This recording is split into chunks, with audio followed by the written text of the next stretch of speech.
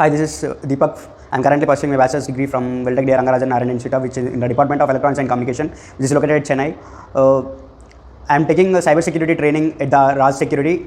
I have been training from the first when I have joined in Razz Security. It's going good. Like I am learning different things like networking and exploitations, learning hacking and all. I got so much of interest. Like while I'm going with this, then I thought of learning something different that the trainer tells. Then I started research and learning some documentations about the pen testing and all. Then I'm getting so much of interest in that, and I have learned a lot from Razz Security, that networking, pen testing and hacking and exploitations, that gave me a lot interest to go in this stream as long far as.